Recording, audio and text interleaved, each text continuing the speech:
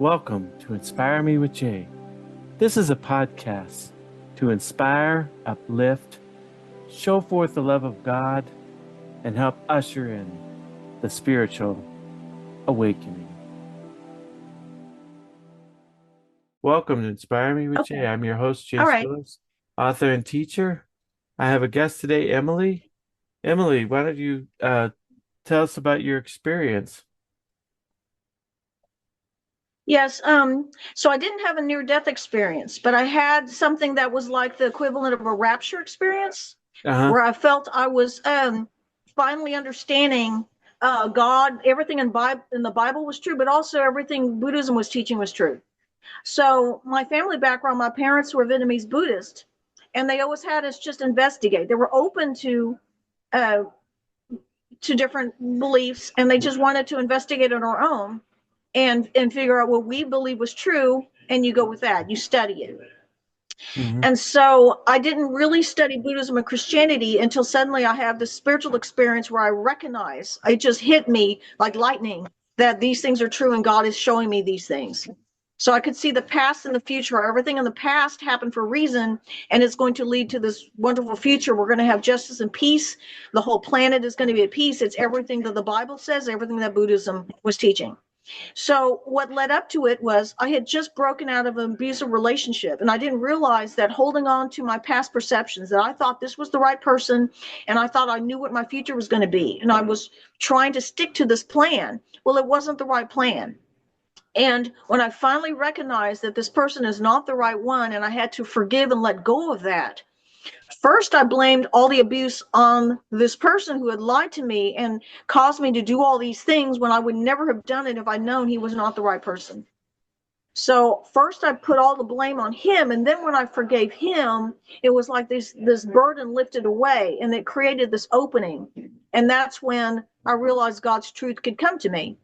What I didn't realize until later, I met Olivia Reiner in Houston, who did deliverance prayer, praying for forgiveness and forgiving everything in the past so you could be healed. And I believe those prayers that happened in the future are what allowed these prayers to be answered. Well, it went back into the past. The changes to allow the prayer to take place, to allow the healing, actually caused me to have this change back in 1990. So I think that's when I realized the prayers don't recognize time. They can be answered in the past or future. It doesn't matter. At any point that you pray, God's plan is already written anyway. So it's the script is already written and it's going to be fulfilled. So that explained why did that happen? Why was I suddenly, when I forgave, made the decision to forgive him, suddenly I was blessed with this enlightening vision. So what the vision was, all the abuse in the past was not just from him. I realized, and as I studied it, I found more and more that my family and his family had repeated patterns from our family past. So this is, it was repeating because it wasn't forgiven, it wasn't resolved. So it's going to keep repeating. And at first I was very angry. My first reaction was, I'm amazed that we're going to have world peace, that the Bible's true. That's wonderful. But I was also filled with absolute rage and grief that I had had to suffer all this horrible abuse because I didn't know. I didn't know that we needed to break this cycle. I thought that if you just don't repeat the same things you see, then you'll break the cycle. I didn't know it was going to repeat in these unconscious ways. So the hardest lesson I learned about like Buddhist karma, I understood that if you do something bad, it's going to come back to you. But I had no idea that if you don't forgive people, you block your brain, and that person, the information, the people that you need to solve your problems are cut off as well. And it blocks your perception, it blocks your path in life. It does a lot more than just, affect physical actions. The karma will actually affect your perception and your brain where you can't even understand things. So when I go to people now and I bring up spiritual healing and forgiveness and how it heals, if they're not ready to receive it, they can't even imagine it's real. We're like living in two different worlds. So I learned that you could be living in this present, but you are actually already seeing the future. And you're like living in the future, but you're here in the present. So we're like in different worlds. Then I understood what Buddhism was saying, that people can be in different worlds. I thought different worlds meant different universes, that there's parallel universes and they're out there in space somewhere. No, this is like the person next to you can be in a different world from you, even though you're on the same planet at the same time. Your perceptions are so different. It's like a totally different reality. So karma and healing and becoming, enlightened, so much of it is psychological and mental. It's on this hypothetical level, and yet it affects your entire reality of the physical world. And it's just amazing. So to this day, I go on Facebook and I share these stories, and people are in different worlds. They have no clue of the other person's reality being real at all. They think the other person is deluded. You're totally listening. You're brainwashed. They have no idea that what that person's saying is real, and we're living in different worlds. So the number one thing I recommend to people is to forgive. Whatever thing that you're working on now, just work on forgiving that. Take it one step at a time, and eventually you will have these openings. You will have these revelations, and you'll be able to make progress and have wonderful people come to you that can help you solve things that you didn't foresee. You'll see new solutions.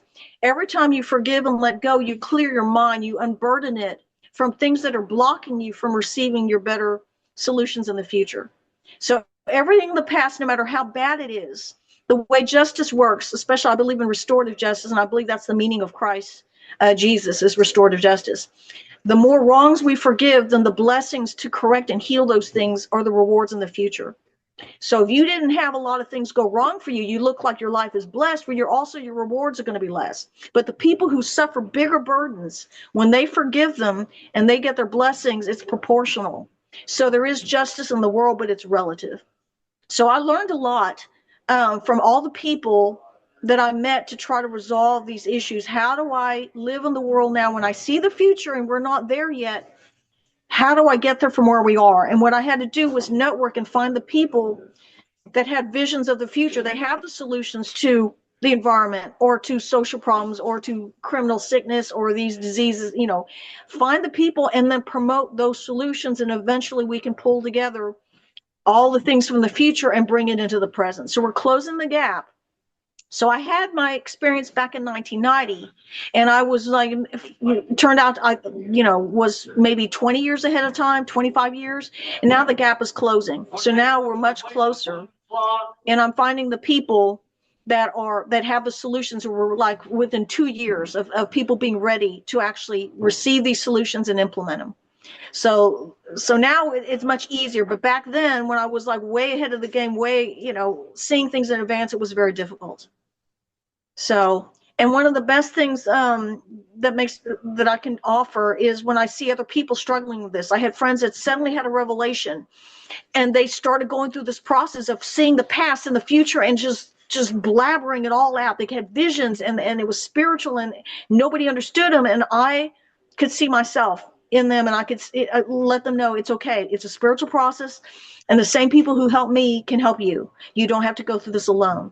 So I think the best thing I can offer is that kind of support, and I wish we could use the internet and reach out and help everybody organize around the issues that you have a vision for, form a team and solve that problem. We don't have to judge each other for having different ideas and paths in a process of how we believe the world is going to be saved. We're all have a part of that plan. And if we help each other, it's like an orchestra. We need the trumpets to do what trumpets do and play your music correctly and get with the other trumpets and make sure you stay in line. We need the woodwinds to do their part. We need the drums to do their part. If we organize, we don't have to kick anybody out of the band. They can play their part correctly when they're with the right group, and they can make sure they're getting on the same page. So that's how I see the internet right now, is this huge group therapy session where everybody's in a different stage of either recovery or grief or 12 steps, or the Fowler has 7 stages of spiritual development, and everyone's out there venting or sharing, and we just have to organize. We just have to get the people together that can help each other and quit judging somebody for being angry, to quit judging somebody for being in denial or being depressed, or this person is unrealistic with their goals. We'll have them work with somebody who understands their vision and can develop it. So is there something that you wanted me to clarify more? You have questions that I could? when you do more had your, with. yeah, like when you had your vision, were you meditating and did you go to like a different dimension and view it? Were you like seeing the white light or anything Um, like that? for me, it was totally in my head. So I was actually sitting at a staff meeting and I was meditating on, well, since I'm letting go of my past and I can potentially go and marry someone else now, I'm free. Well, I was thinking, well, my mother, why doesn't she do that? And I realized because my dad is still, he's not dead yet. He's in a vegetative state. And that's when it hit me he was going to die. That when we have closure, that's when my dad will finally pass away. And so my mother and the family can move on. So I was actually just sitting. It's almost like when you're just thinking about, okay, geez, if I need to plan for Christmas, but then for Thanksgiving, do I plan the trip because I have so much budget and I have to either do Thanksgiving or Christmas, but not both. You're just sitting there planning, and suddenly it hits me like a bomb. We're going to have closure. My dad's going to die. And I called my mom. I said, Dad needs to die. So that I'm starting in the future where he's passed away and we have closure. So I'm having these ideas in my head. The only ones that I had that were actually like, it's sort of like if you remember a dream you had and you could see it in your mind. There were some, like I had a vision of the Rice Public Policy School. Right now, at that point, it was meeting in the basement. They didn't have a building yet, so you had to take the elevator down to the below ground to go to the Rice Public Policy School that was running out of the basement. But I visually could see that building rising up from the ground, coming up and becoming a building on the ground level. So instead of being underground, I could see it becoming a building. But it wasn't just an idea; I could actually see it, the building rising. So that was like if you're having a dream and you remember having it, you know what I mean? Like at night you wake up and you can see the dream in your head. So it was sort of like that, but it's not like I'm really physically there and seeing it in real life. It's like in my head as a dream. Does that make sense? Hmm. Yeah. So it's like in terms of seeing the So world that's the closest I've had. But I've had friends. I had friends who actually could see things. They see a physical light, or they actually see. My friend Olivia, who did the Mhm. deliverance prayers, she could see the head spinning. She could see the snake. She could see all that things. She said it was just like in the Exorcist movie. She could physically see it happening in this world.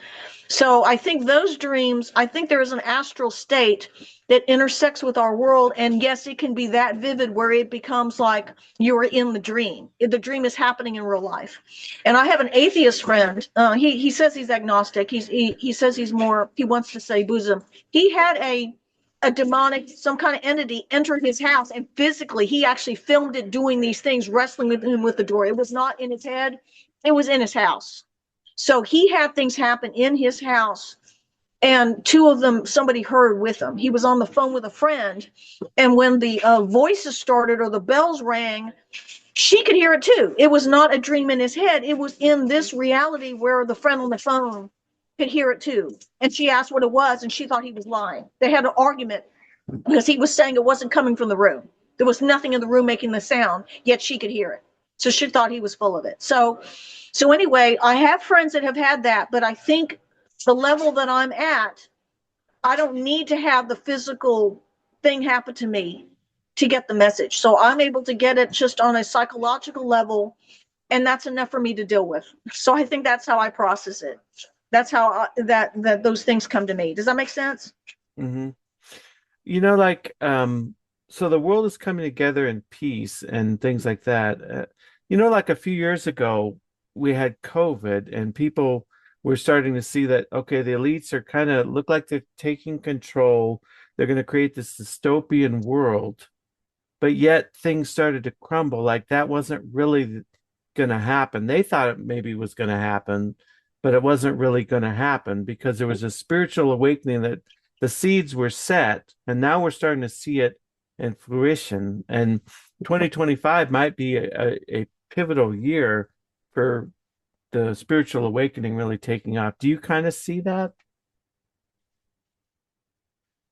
Well, again, from my perspective, I felt like the upheaval that I went through is the same thing the whole world's going to go through. By the time I even make peace with my own family, then the Middle East has to go through the same work. That's the same stress, the same effort it takes to let go of the past and see each other in a new way. Everybody in the Middle East has to go through that. Everybody in China, the whatever war is going on here or there, it's the same process. So I'm no different than anyone else on the planet. So at that point, I no longer saw people as, oh, you're part of this elite group and you're bigger and more powerful.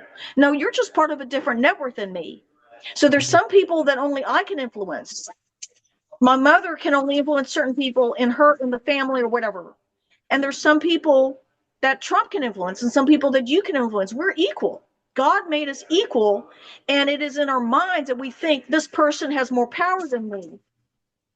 So I quit thinking that way. Once this happened, I realized we're all equal. I'm not special. If this happened to me, it can happen to everybody. And they're going to have so much work to do. Just working your corner of the world, you are the only person on this entire planet who can make peace with your family and your friends in your corner of the world. That is very powerful. That's a lot of responsibility. And it is no different from a judge on a bench, from the head of a corporation, from Zuckerberg, from anyone else that you happen to see in the news. So if you think about it, one of my friends asked me at Rice, oh, did I want to be famous someday? And I said, you can't worry about that. Because if you look at, like, pick somebody you know, Abraham Lincoln. Can you name how many famous people do you know were in the news? People knew them at the same time as Abraham Lincoln. And we can't name them today. There were how many people? We can name Abraham Lincoln. We can name a few of his colleagues. We don't know those other people, but they were very important in those days. So you could be the most important person and nobody's going to remember you, years from now. You cannot worry about that. That cannot be your goal. And what you do is that important. And so I felt like I'm just going to try to make people happy and just try to do the right thing. And that's as important as what Trump does, whatever. So I have this conversation with my liberal friends the most because they see government as having that central control. And so they see Trump as almost like a pope who can execute orders, or Biden. Anything they say becomes law. They put this on those people. And I don't think it's healthy. I think we all need to be equally powerful. When somebody gives their opinion and say, I agree or I don't agree to this policy, we should respect each person equally as we do a judge or Trump or anyone else. And if we treat everyone as equal, we won't have these weird imbalances that we have now. So I believe in empowering each person, that when you become like the settlers who created the state of Texas and you build it yourself, that's being the government. We need to put a value on that. And it's empowering for them personally, and it also makes more stable communities, and you make decisions that are healthier when you own the land and you own the streets and you have to pay for the how your community runs. You're more careful how you do things. So that's what I've been into now. Is first I understood the Bible was true, and I had to go study that. Then to talk to my mother, I had to study enough Buddhism to be able to communicate with the community around her so we could resolve things. So I had Thich Nhat Hanh. We went to a retreat, and I slipped a note to the monk. It was Thich Nhat Hanh at the time was running this retreat, and I told him that I was about the family issues. And he had a special meeting with my mother and me and tried to help resolve some of these things. He had to speak to her in Vietnamese and explain in Buddhism to get her to let go of some things that she thought was all me. And he had explained to her that she has equal work to do. And he advised us to work separately. And then the hardest thing for me was I started studying constitutional law, why it was given by God and what we're supposed to be doing with it. And it was nothing like we see today. It was the most upsetting part, because I didn't want to get involved in politics. And yet that's part of the puzzle. So ultimately, to make it shorter, what I believe where we went wrong, where the corporations started to become acting as persons and having civil rights, it overthrew the check and balances of government, because the corporations have collective authority and power like equal to government, but they're not under the Constitution. You can't check them that way. So they've overridden all the checks and balances. So we either need to do this. We either need to have all people and all groups, all churches, corporations, everything, study the constitutional checks and balances and agree to respect due process, the free speech, the right to petition, everything in the Bill of Rights that prevents you from abusing an individual by the golden rule. If we did that, we would all be equally enforcing the laws and protecting each other's rights. not just asking government to do it while we go and violate our neighbor by bullying them and trying to violate their religious freedom and cut off their free speech. So what we have now is the people not being required to do it, so they can go and abuse their free speech and say whatever they want to without recourse. Basically, they use the internet and just do all this destructive stuff. And then we turn to government and we say, we want you to defend our speech freedoms. We want to have you follow these laws and you have to do these things, but we're not willing to do them. So we have the process, like if you take corporations, you want to blame them for things. For example, I have a whole set of friends that believe you can punish a corporation just because Bezos and Elon Musk make more money. You have the right to go tax them, take their money, and then go do this other stuff with it to save the world.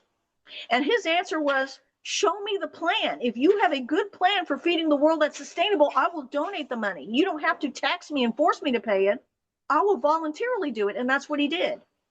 They wanted him to give $6 billion in tax to feed the poor. And he says, show me a plan. He wrote a check for I think it was 5.74 billion to a nonprofit that showed him a plan for a sustainable plan to how they're going to take care of the poverty and food issues, the hunger issue around the world. Something sustainable that he agreed was good, deserved his funding.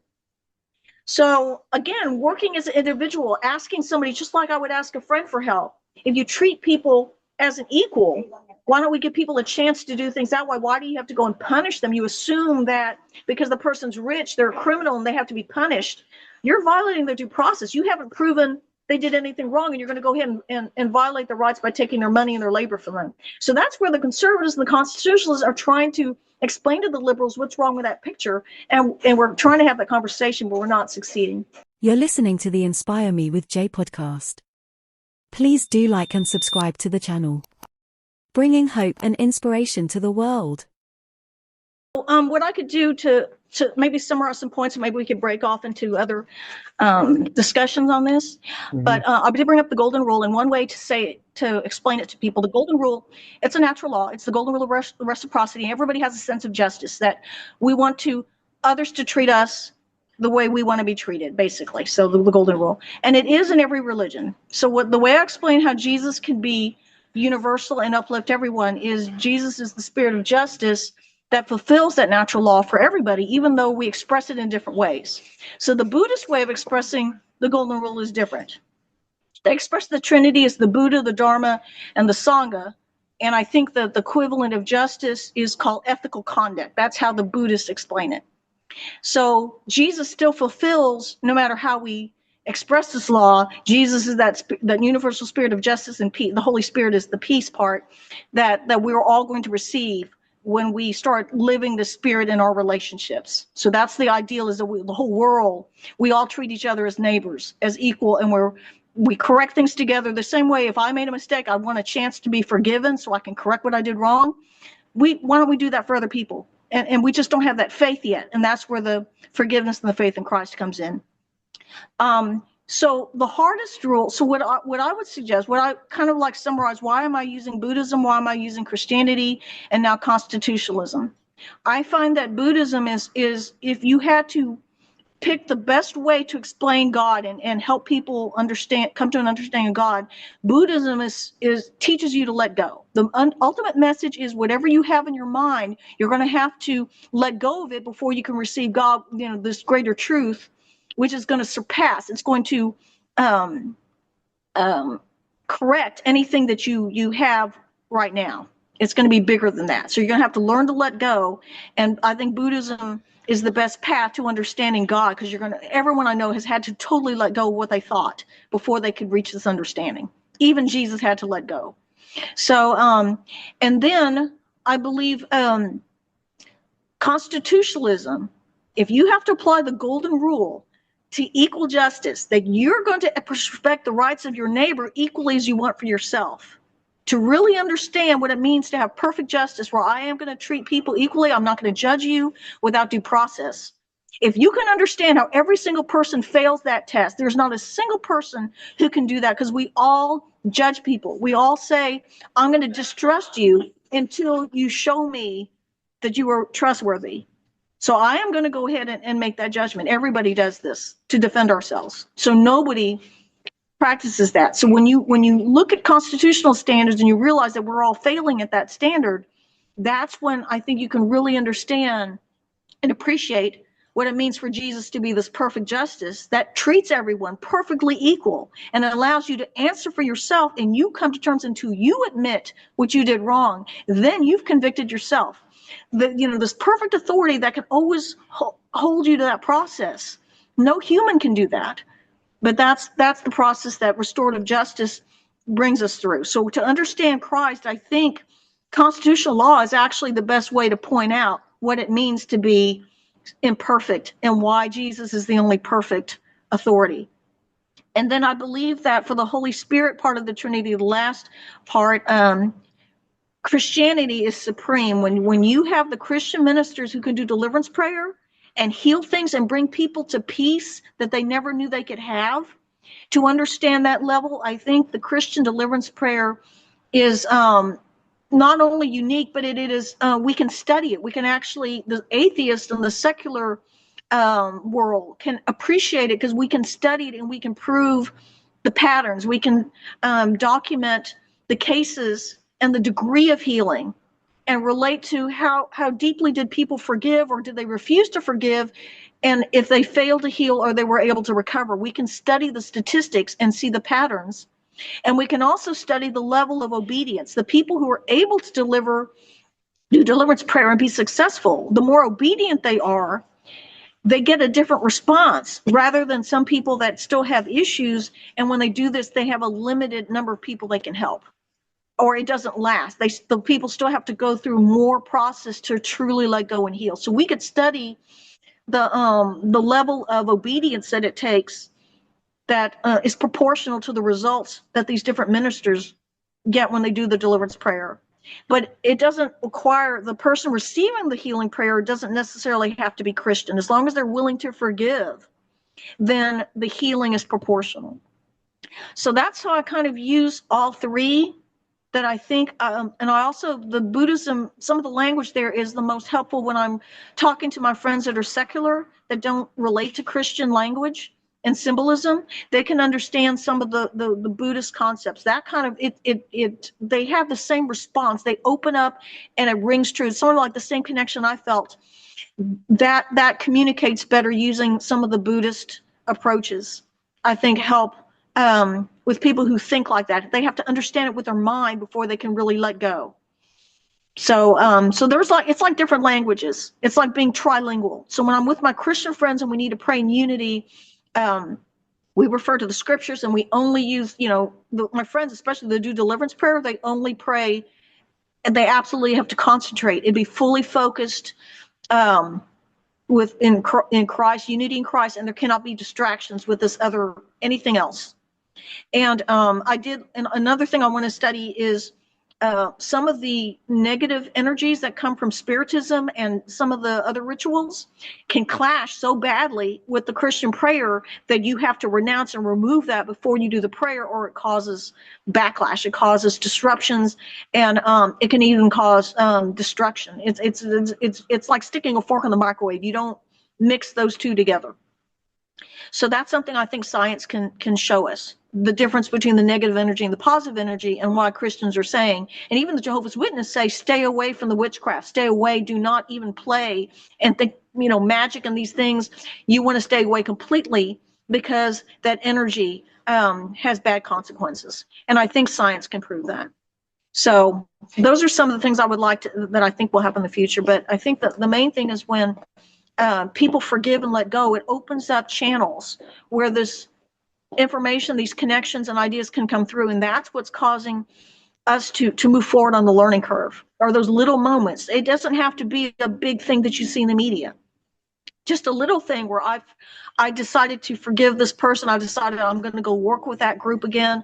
Any little thing you do that creates that opening, I believe that's helping somebody in the Middle East right now is having to forgive the past and reach out and want to work to rebuild. And they're going to have that same kind of change of heart or change in their mind. Or someone in China is saying, hey, someone's been trying to witness to me about Christian faith and healing, and I've been, saying no, but I'm going to give them another chance. I'm going to try to understand what they're saying. Someone out there is changing their mind, and even a little change, it can be enough to make a huge opening happen. So I believe that we're in the process, and it's been happening. So the things that you're saying in the media seem like a big cataclysmic thing. These things have been going on. So to me, it's no different. I did think it was a big thing when the Berlin Wall fell. I saw that as a big sign that something was changing. And other people have brought up, like, is what's happening with the media, that some of the social media, some of these things are changing. That gives them hope that we're going to see more connection. But I had heard early on that there were Christians and right wing in America and in China both connecting together. How are they going to get the right information from the media when the government's blocking them in both countries? They're both facing the same thing, and they were uniting and trying to say how we're going to overcome the propaganda that's trying to destroy the work they're doing to try to rebuild, to try to do positive things. So I think the best thing we can do to make peace is if you take the person that you hate the most, the group that you cannot stand, the one that you absolutely think is the least, like the Good Samaritan thing, the least likely person, and if you pick one person, you decide, I'm going to form an ally with that group so we can bridge that gap. If you even do that, that's enough to bring world peace. That is your part of the puzzle. The struggles you have to go through to overcome. Who is the person in your family that you least understand, that you have the worst time with? If you can learn to overcome that, that is the same work it takes for someone to ask Putin to change his mind, or someone to ask the people in the Middle East to give peace a chance. They have to go through the same process. So you are just as powerful. Every person is just as powerful. There are people and changes that only you can influence. You're the only person who can bring peace to the world from where you are. So those are equally important. So that was like the big message I got, was that what I'm going through is no different from what everyone else is going through. And that's how we're going to reach this world peace that's prophesied in the Bible. Have you ever wanted to learn to meditate? Check out my book, Meditation for Everyone: How to Quickly Have a More Peaceful, Mindful, and Fulfilled Life, and support this channel. With Meditation for Everyone, you will learn to quickly and easily meditate, relieve stress and anxiety, alleviate depression, and have more joy, peace, and relaxation. What you will learn: mindfulness, the art of stillness, step by step on how to meditate, strategies for overcoming challenges to meditation, and much more. D. Mason said this is a nice meditation book, even for those already meditating. I agree with the statements that it will help to have a more peaceful, mindful, and fulfilled life. 4.6 star rating, available on Amazon.